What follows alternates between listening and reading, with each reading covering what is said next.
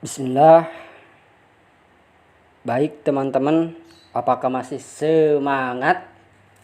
Mudah-mudahan antum semua masih semangat ya.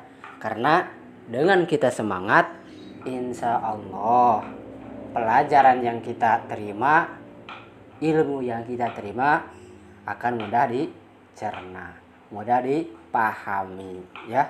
Semangat, semangat. Kemudian harus fokus teman-teman ya, belajarnya harus fokus, jangan main-main.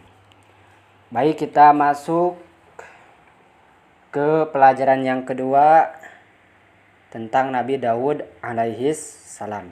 Sebelumnya kita sudah belajar tentang adab bergaul ya, adab bergaul. Ustaz ada pertanyaan ya, silakan teman-teman yang masih ingat dijawab ya. Apa perbedaan hasad dengan husnudzon ya? Apa perbedaan hasad dengan suudzon? Hasad dengan suudzon, itu pertanyaannya ya. Silakan dijawab dengan tulis nama hashtag jawaban antum ya di kolom komentar. Sekarang kita akan bersama-sama membaca kisah Nabi Daud alaihi salam di halaman 9. Ya, Nabi Daud alaihi salam adalah putra dari Yasa. Ya, ayahnya Nabi Daud bernama Yasa. Ia adalah ayahnya, termasuk keturunan Bani Israel. Ya. Nabi Israel itu nabi-nabinya sangat banyak ya. Dari Nabi Musa, Nabi Isa, terus Nabi Sulaiman, ya, Nabi Daud. Nabi Daud nanti lahir putra seorang raja juga, seorang nabi, Nabi Sulaiman ya. Mereka tinggal di Baitul Lahmi, dalam versi bahasa Arab, atau Bethlehem di negeri Palestina ya.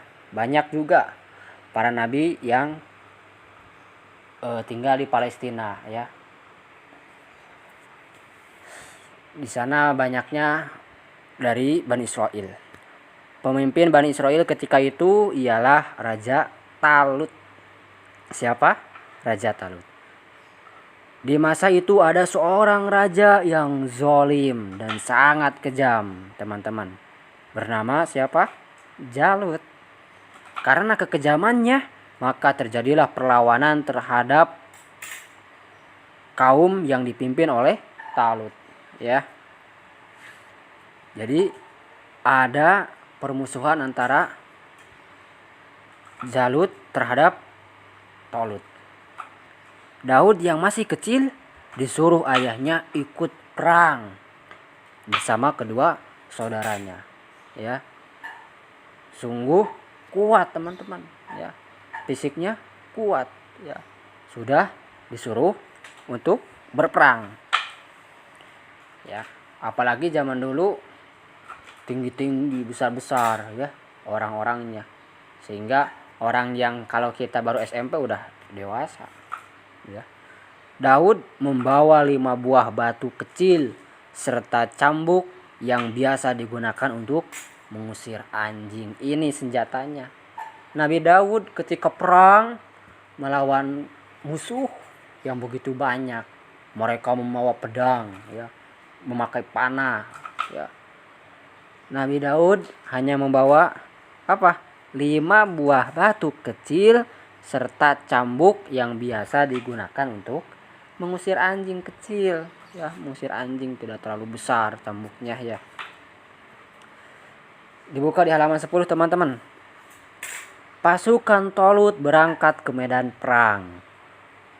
Ketika mereka melewati sungai, Raja Talut berkata, ini dikisahkan di dalam Al-Quran ya teman-teman. Hai pasukanku, kalian hanya boleh minum seteguk air saja. Namun banyak yang meminum air sungai itu secara berlebihan, ya. Ketika di perjalanan yang sangat panas, ya, pasukan Talut ingin minum. Setelah ada sungai, ya, melewati sungai, maka diperingatkan oleh Raja Talut, maka minumlah seteguk saja, jangan banyak-banyak. Tapi banyak dari pasukannya malah mengingkari, ya, tidak mau, enggan melaksanakan himbauan dari pimpinannya, ya, malah banyak minum. Mereka yang kebanyakan minum akhirnya tidak kuat dan takut pergi berperang, ya. Akibatnya seperti itu, ya, tidak taat kepada pimpinan, ya, terus minum berlebihan, ya, makan berlebihan, akhirnya kekenyangan, terus ada rasa takut, ya. Nauzubillahi min dzalik. Hanya mereka yang beriman dan mendengar nasihat rajanya yang bernama Talut yang berangkat. Jadi tinggal sedikit yang berangkat, teman-teman.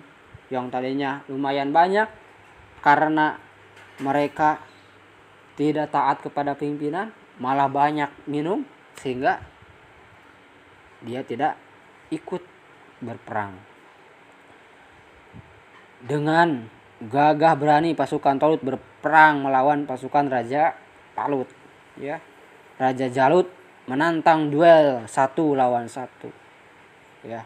Langsung berkata Jalut dengan sombongnya kepada pasukan Talut, siapa yang berani kepadaku? Siapa yang berani kepadaku? Dengan sombongnya. Nauzubillah, kita gak boleh seperti itu, ya. Tidak akan ada yang bisa mengalahkanku, ya. Mungkin dia merasa kuat, ya, fisiknya bagus, ya. Nabi Daud tampil ke depan untuk menerima tantangan Raja Jalut, ya. Nabi Daud yang masih kecil tuh datang menghadap Jalut. Saya yang berani, saya yang akan mengalahkanmu, kata Nabi Daud. Raja Jalut malah tertawa, hahaha, kamu anak kecil mau melawanku?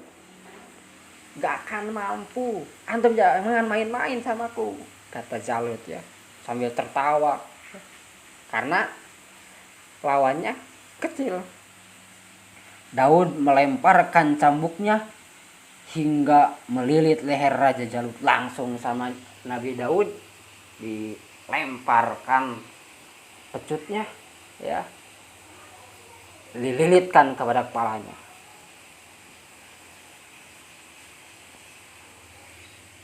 Daud melemparkan cambuknya hingga melilit leher Raja Jalut. Lalu Daud menarik cambuknya sampai Jalut terpelanting dari atas kudanya, terjatuh, grubak, ya. Ya, yang tadinya sombong, ya, siapa yang bisa mengalahkanku? Siapa yang mengalahkanku? Ternyata dengan oleh Nabi Daud dililit kepalanya, ya, atau anggota tubuhnya, lalu dijatuhkan dari kudanya. Jadi awas, ini pelajaran penting, teman-teman. Dilarang sombong. Orang yang sombong meskipun sedikit akan masuk neraka. Nauzubillahi min dzalik, ya. Seperti pun kita ketika belajar, ya, jangan merasa kita paling pintar, jangan merasa kita paling bisa, ya. Ya, kalau kita bisa, yuk kita bantu teman kita yang belum bisa. Kalau kita sudah banyak hafalan, yuk kita bantu teman kita yang susah menghafal, ya. Jangan sombong, ya. Gak boleh sombong. Kemudian di halaman 11, teman-teman, kita baca juga, Daud langsung melemparkan batu yang telah disiapkannya hingga mengenai kedua mata Raja Jalut tadi, ya. Setelah dijatuhkan, ya, oleh Daud dengan alat apa tadi? Dengan cambuk untuk mengusir anjing itu, lalu dilempar dengan batu-batu yang kecil yang 5 tadi. Itu saja, teman-teman.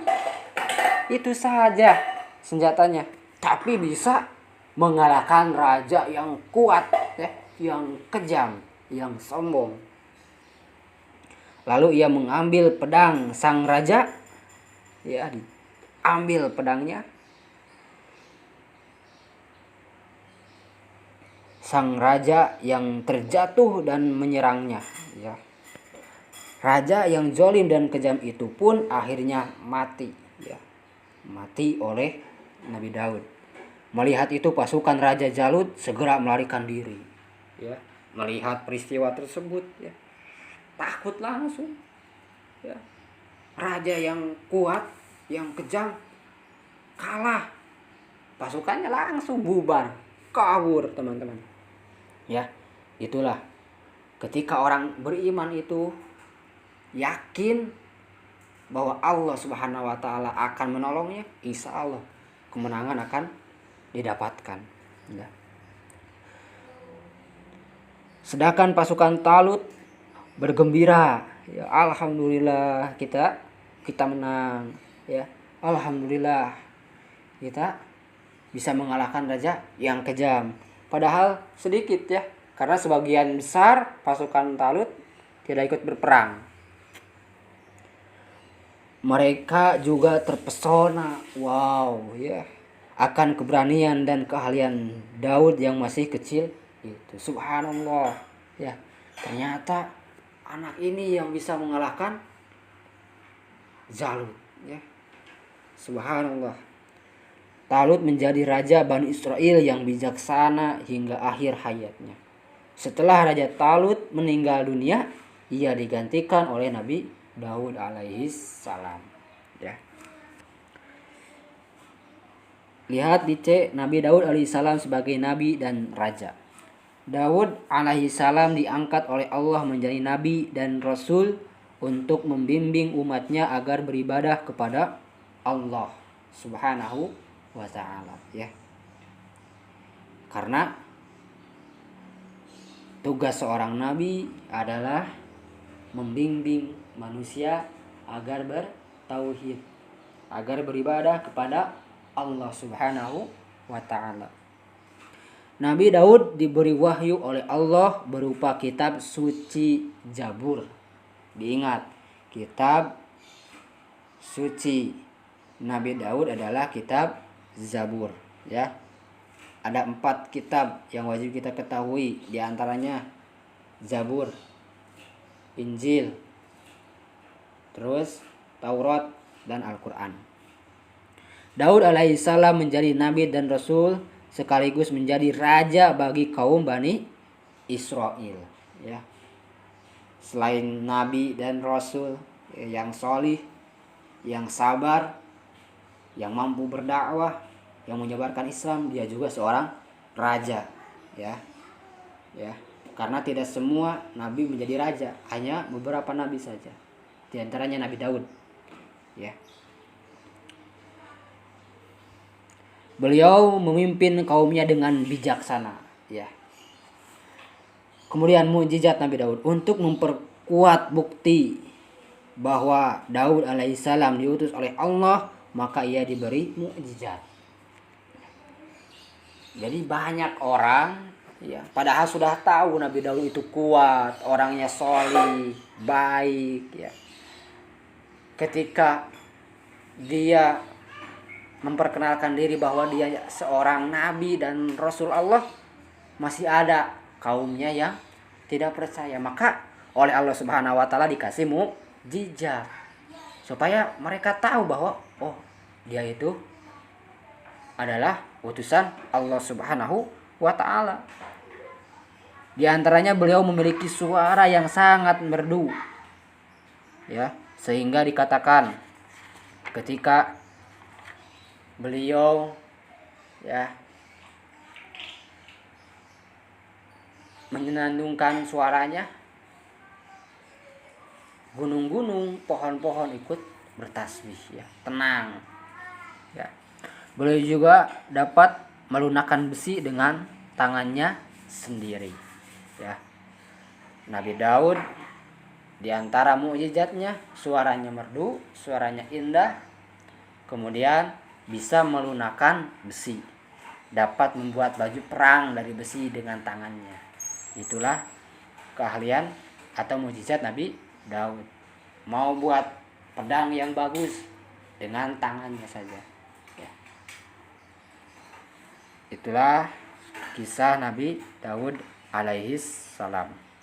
Alhamdulillah kita sudah membaca bersama-sama kisah Nabi Daud alaihi salam.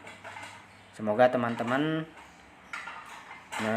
dapat mengambil hikmah ya dari kisah tersebut. Mohon maaf bila banyak kekurangan ya, kesalahan. Ustadz akhiri dengan doa kafaratul majlis. Subhanakallahumma wa bihamdik asyhadu an la ilaha illa anta astaghfiruka wa atubu ilaik. Assalamualaikum warahmatullahi wabarakatuh.